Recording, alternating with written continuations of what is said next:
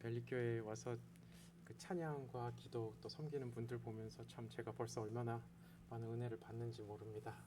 벨리교회 많은 하나님의 축복 함께 하시기를 바랍니다. 오늘 함께 하나님의 은혜와 하나님의 말씀 속에서 도전받는 시간 다 되셨으면 좋겠습니다. 하나님 말씀 읽기 전에 함께 같이 기도하겠습니다. 하나님 아버지, 저희가 이 시간 저의 소망 되신 하나님을 다시 생각합니다. 저희를 향하신 절절하신 하나님의 사랑을 다시 한번 기억하며 하나님의 사랑에 감사하고 하나님의 은혜에 감사하며 하나님께 나아갑니다. 하나님 아버지, 저희가 겸손한 마음으로 하나님 앞에 나올 때에 저희의 마음 만져주시고 저에게 말씀하여 주시고 저희가 함께 하셔서 하나님, 저희가 삶을 살아나갈 때에 저희의 목적이 다르게 하시고 목적이 하나님을 향하게 하시고 저희의 삶 살아나가는 동기가 바뀌게 하시고 저희가 하나님 안에서 새로운 피조물로 새로운 삶을 다시 살아나갈 수 있는 하나님의 자녀로 살아나갈 수 있는 은혜 내려주시기 원합니다. 하나님 감사하고 이 모든 말씀 예수님의 이름으로 기도했습니다. 아멘. 이 시간 하나님 말씀 함께 읽겠습니다. 말씀 마태복음 27장 15절에서부터 26절까지 말씀 한 절씩 교독하도록 하겠습니다. 명절이 되면 총독이 무리의 청원대로 죄수 한 사람을 놓아주는 전례가 있더니 그들이 모였을 때에 빌라도가 물어 이르되 너희는 내가 누구를 너희에게 놓아주기를 원하느냐? 바라바냐 그리스도라 하는 예수냐 하니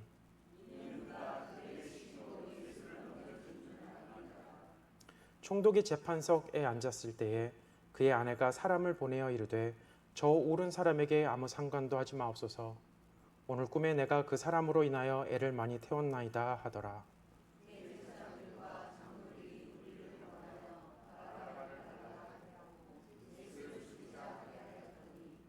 총독이 대답하여 이르되 둘 중에 누구를 너희에게 놓아주기를 원하느냐?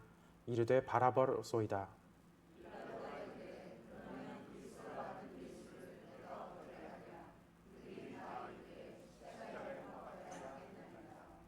빌라도가 이르되 어찌 미냐? 무슨 악한 일을 하였느냐?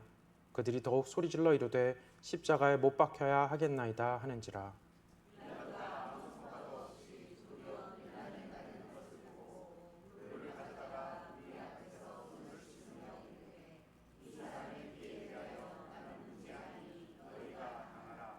백성이 다 대답하여 이르되 그 피를 우리와 우리 자손에게 돌릴지어다 하거늘. 이에 바라바는 그들에게 놓아주고 예수는 채찍질하고 십자가에 못 박히게 넘겨주니라. 아멘. 여러분, 오늘 본문은 빌라도가 2차 신문을 끝내고 결국에는 예수님을 십자가형에 처하라고 군병들에게 넘겨주는 내용입니다.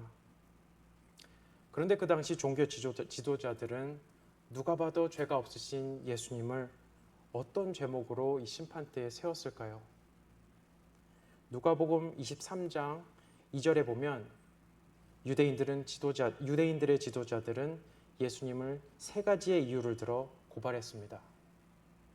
첫째는 예수님이 사람을 선동하고 밀란을 일으켰다는 것이고, 두 번째는 황제에게 세금을 내지 말라고 했다라는 것이고, 세 번째는 자신이 왕이라고 자칭한다는 것이었습니다. 고발한 이 세 가지 이유를 들어보면 로마 황제 입장에서 볼 때 이것은 반역죄에 해당하는 죄입니다. 이 종교 지도자들은 예수님을 이 반역죄를 가지고 고발하였습니다. 그러나 예수님은 이런 일을 한 적이 없으십니다. 예수님은 오히려 사람을 사랑하시고 병을 고쳐주셨고, 세금에 대해서도 가이사의 것은 가이사에게 주라고 말씀하셨고, 예수님께서 하나님의 아들이라고 말씀하셨으나 세상적인 왕이라고는 이야기하지 않으셨습니다. 따지고 보면 이 세 가지의 이유 모두 다 사실은 거짓으로 고발한 것이었습니다. 유대인의 지도자들은 이 제목을 가지고 예수님을 고발하면서 십자가형에 처할 것을 요구합니다. 그러나 그 당시 총독이었던 빌라도는 예수님께서는 아무 죄도 없으신 분이라는 것을 알고 있었습니다.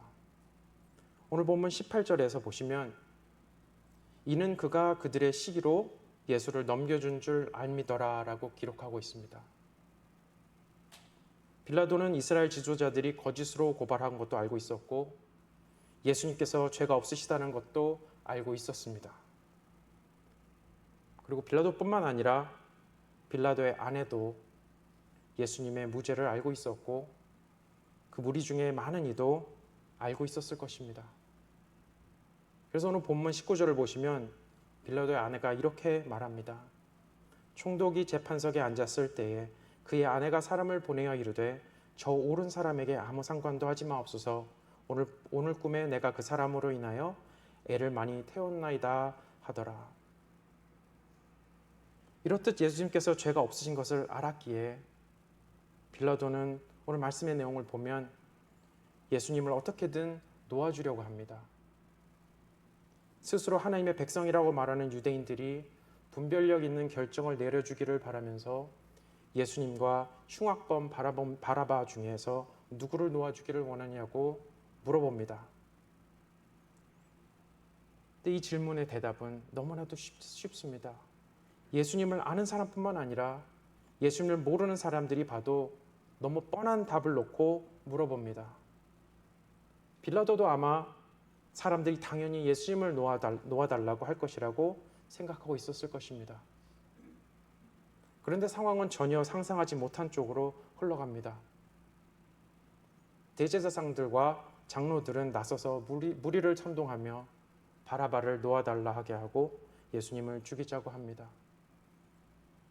무리도 서로 마음이 하나 되어 소리 높여 바라바를 내어주고 예수님을 십자가에 못 박으라고 소리 지릅니다. 빌라도에게는 전혀 생각하지 못했던 반응이었을 것입니다. 이런 반응을 보자 오늘 말씀 22절에서 당황한 빌라도가 유대인들을 향해 질문 하나를 던집니다. 그러면 그리스도라 하는 예수를 내가 어떻게 하랴? 내가 어떻게 하랴?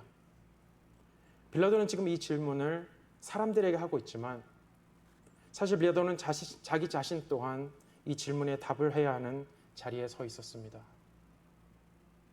예수님이 죄인이 아닌 걸 알지만 이렇게 흥분된 사람들의 반응에 이러지도 못하고 저러지도 못하고 있습니다.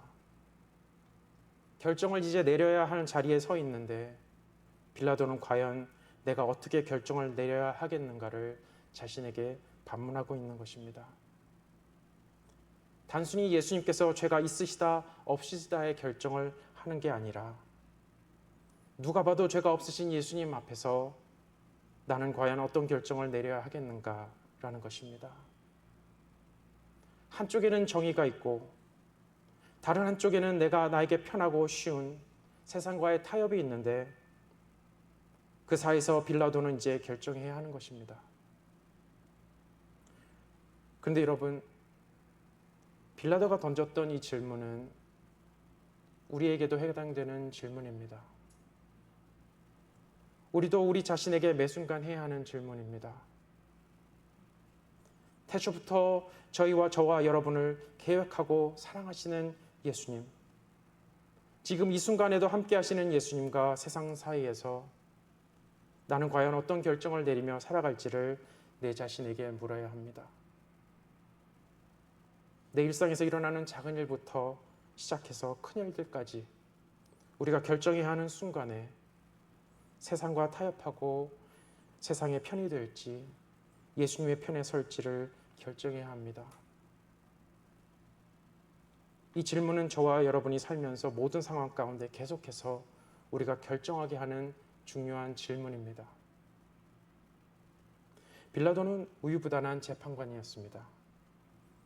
그래서 밀란이 일어날까 봐, 사람들의 눈이 무서워서 아무 성과도 없을까 봐서, 또 자신의 위치와 자리가 흔들릴까 봐서 우유부단하게 행동하였습니다.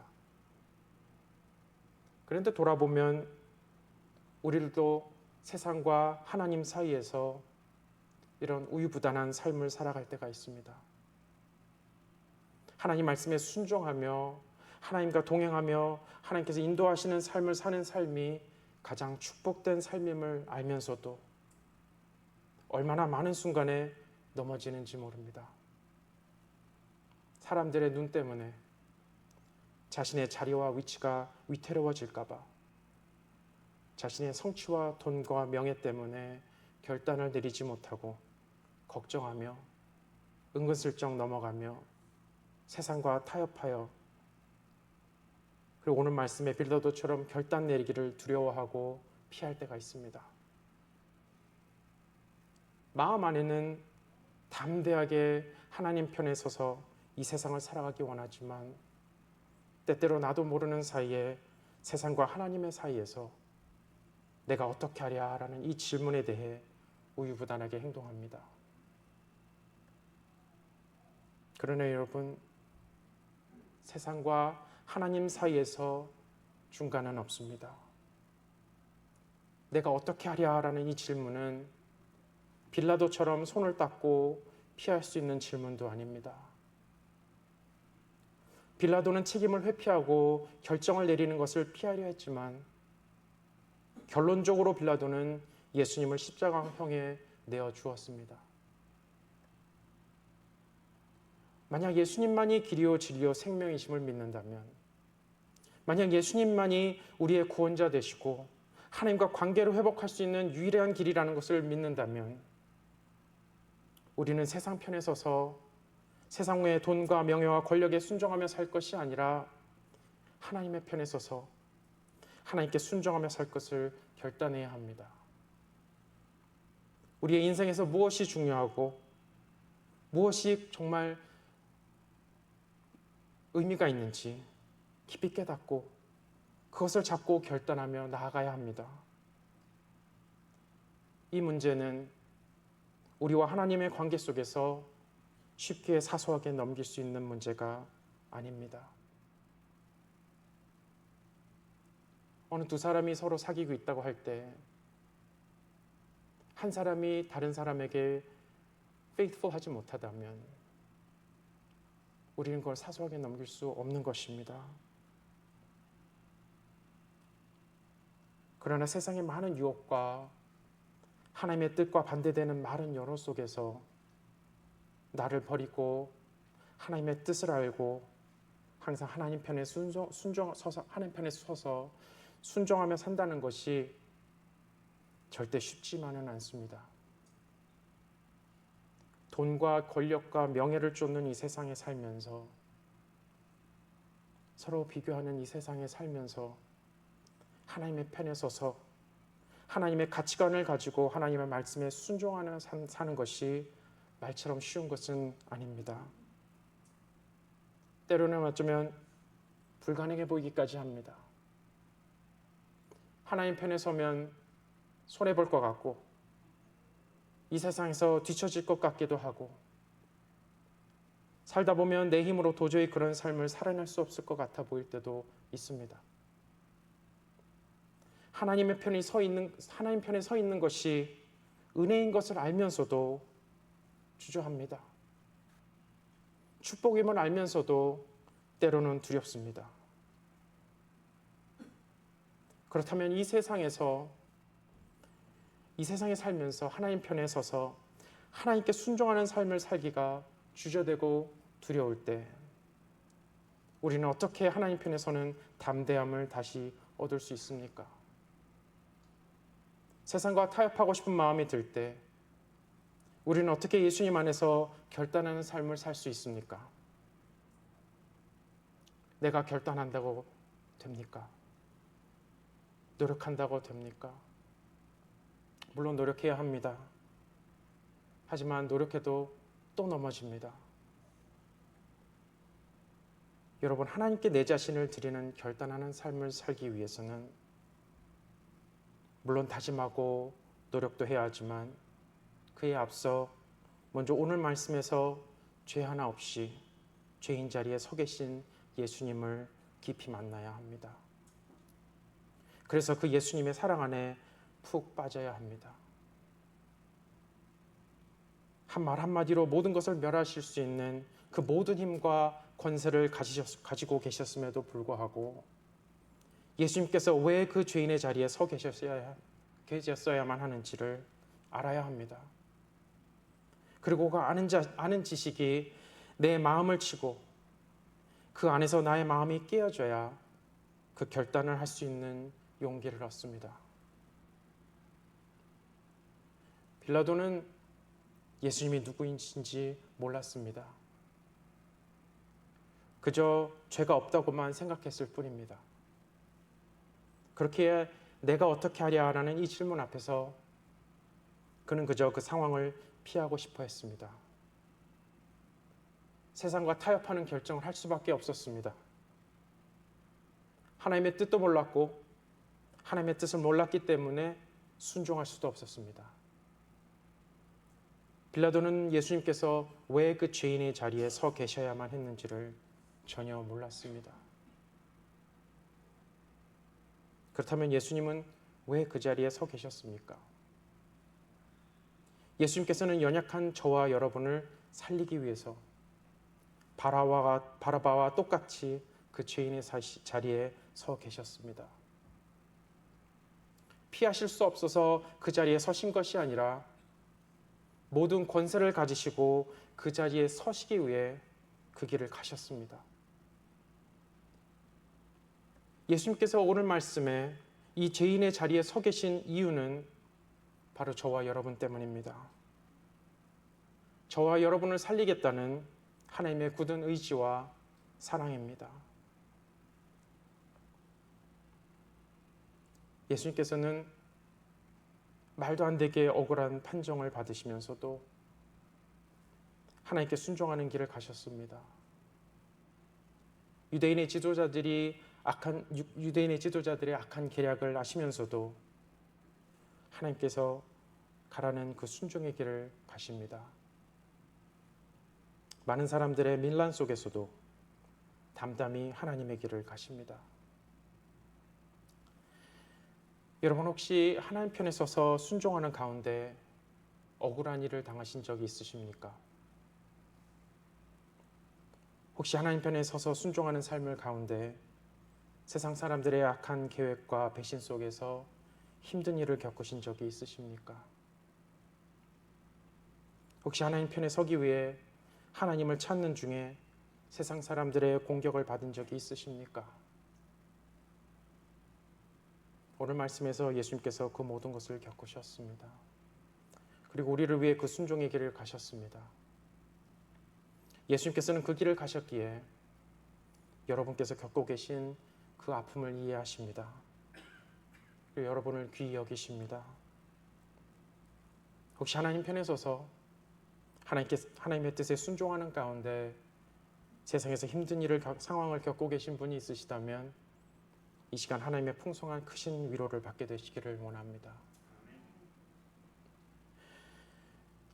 예수님께서는 하나님을 사랑하시고 우리를 사랑하시기에 그 길을 가셨습니다. 저와 여러분 한 분 한 분이 그토록 귀하기에 우리의 죄값을 치르기 위해 그 길을 가셨습니다. 그것이 예수님께서 이 땅에 오신 목적이고 이유였습니다.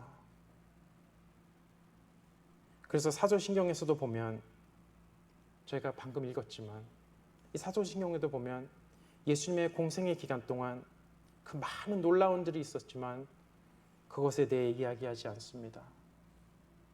오직 예수님께서 태어나시고 고난받으시고 십자가에 못 박혀 돌아가시고 다시 살아나신 것만 이야기합니다. 예수님께서 죽은 나사로를 살리시고 무리를 걸으시고 오병이어로 5,000명을 먹이시고 그 많은 수많은 기적을 행하시고 병자들을 고치고 또 온갖 심오하고 깊은 말씀을 그렇게도 많이 가르치셨지만 그 업적은 하나도 이야기하지 않습니다. 우리가 보통 유명한 사람의 얘기할 때는 그 사람의 업적을 이야기합니다. 예를 들어 타이거 우즈는 골프를 잘 치고 골프왕이라고 이야기하고 마이클 조던은 농구왕이었다고 이야기합니다. 그 누구도 타이거 우즈를 설명할 때 그가 태어나 살다 죽었다고 이야기하지 않습니다. 그러나 예수님에 대해서 우리가 얘기할 때는 예수님께서 태어나셔서 고난받으시다가 죽으시고 3일 만에 살아나셨다고 말합니다. 왜냐하면 예수님께서 이 땅에 오신 궁극적인 목적이 바로 우리를 위해 죽으시고 부활하시기 위함이었기 때문입니다. 여러분, 예수님의 그 순종이 있었기에 우리가 죄사함을 얻었습니다.